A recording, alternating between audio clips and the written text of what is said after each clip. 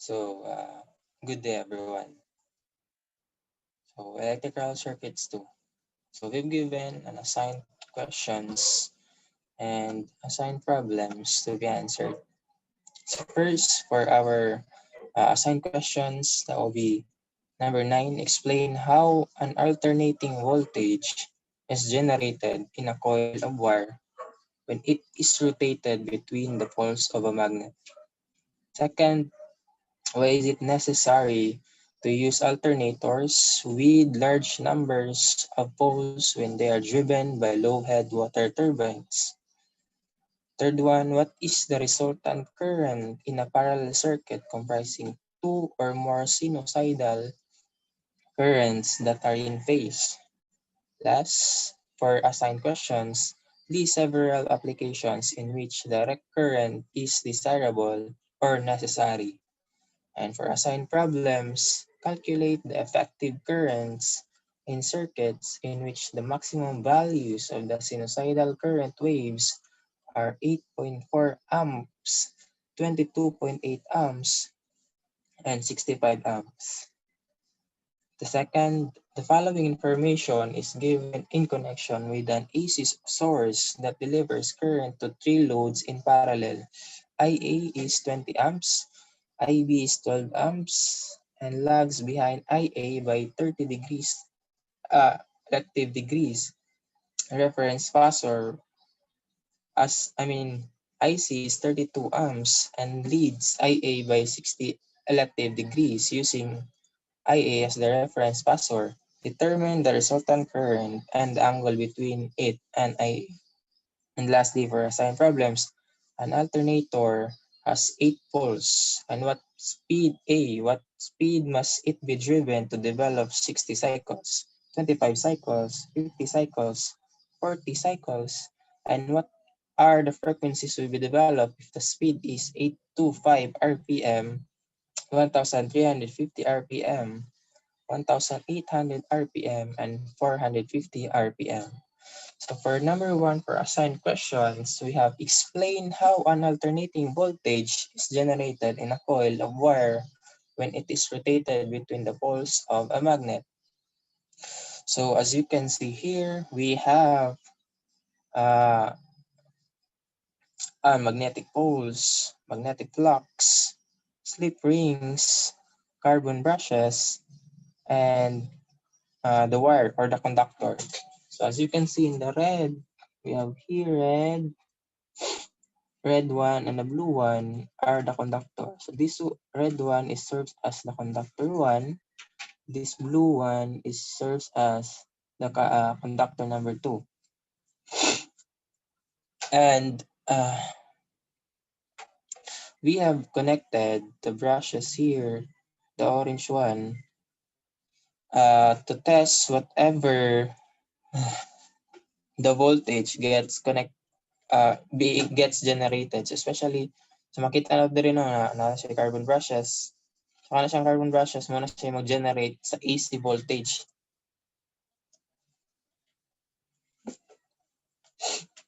So kana siya nga kuanday. So ang kanang carbon brushes, muna siya naka-transmit og electrical from a static to a rotating part in a motor.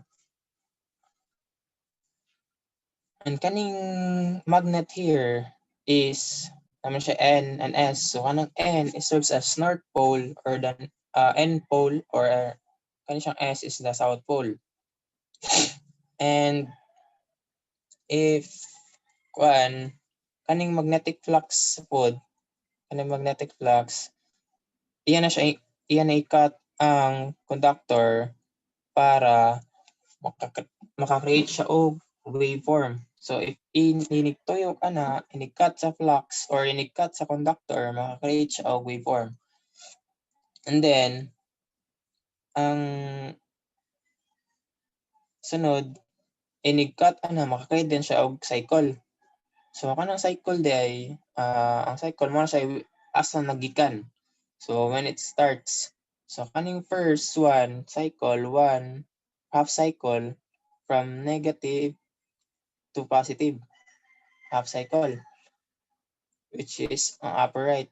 And ang lower right, lower form, mo na siyang negative to positive. Mo na siyang another half cycle. So mo na siyang i-combine, we have half cycle, and then a half cycle, makakreate siya og one cycle. So basically, ang alternating voltage is, ang yung main reason is to create an AC voltage. Mo man siya gitawag og generation AC voltage. So if more poles po siya, if more poles, maka-end siya og kanang more sine wave. So if for example, nana siya another magnet here, and for example, nana siya another magnet, then north to south, half cycle, south to north, another half cycle. So makreate siya one cycle, another na pod nga half cycle, which is north to south, then another na pod nga cycle, north to south, so makakreate siya og 360.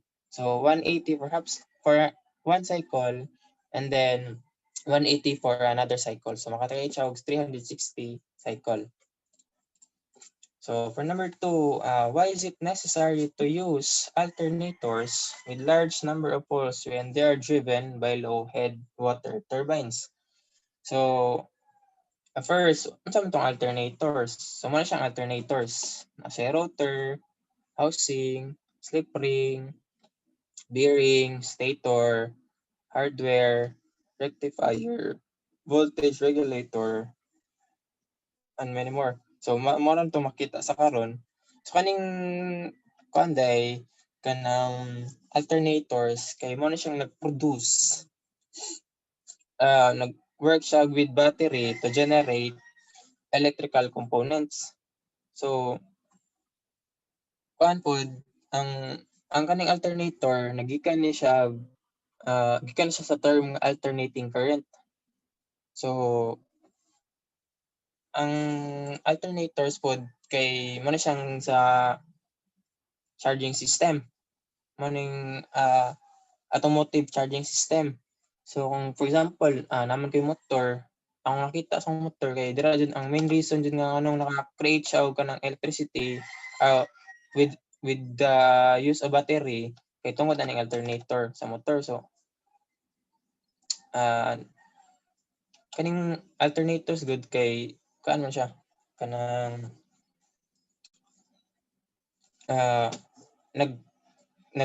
nag-combine sila with battery para makaproduce jud og electricity. And then kaning rotor nakaproduces po siya magnetic flux para maka-create po siya another, para mura siya ka-create sa another form ba. So basically it is capable to generate AC power at a specified frequency.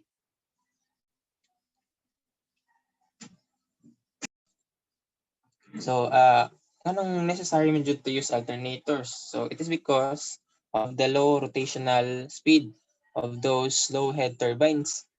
So mas mas daghan o large number of poles, mas greater ang iyang strength. So the number of poles is always a factor of 60.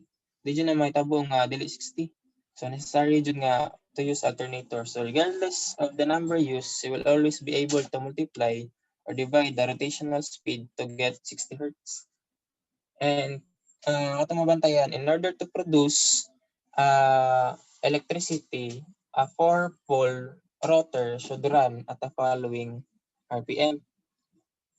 And then, kanang alternator takes the mechanical energy, generates electricity, and send it to motor that is recharging the battery. So, muna siya main reason.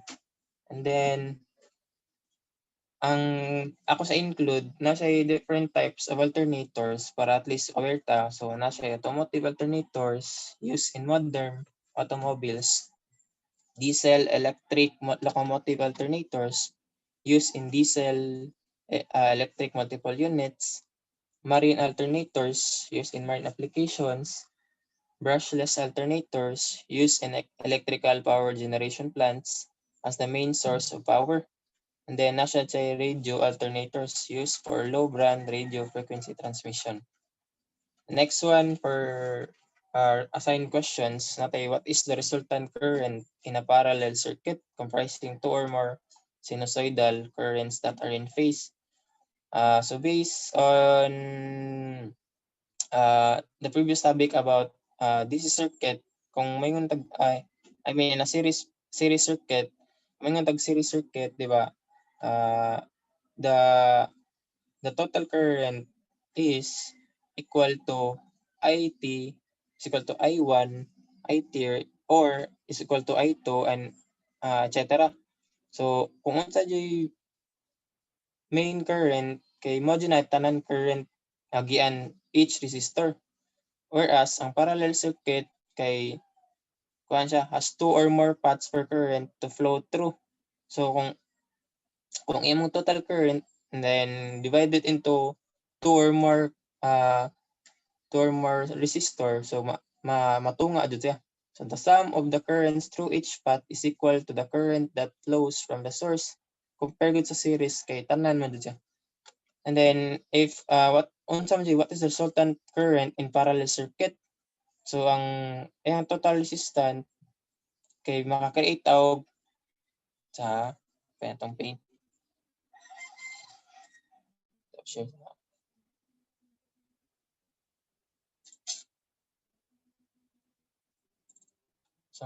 So sa paint IT is equal to square root of I current sa horizontal squared plus current sa vertical squared. Something IH squared where I horizontal squared is the total horizontal component. So kanang tanan nga naa sa horizontal nabilong na siya diri. And then ang kanang tanan nga total sa vertical is mo na siya total vertical component. Vertical.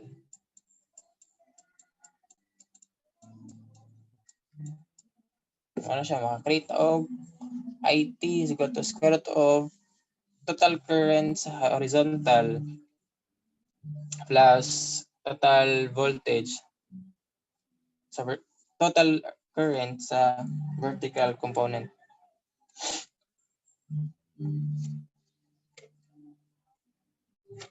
Balik ta.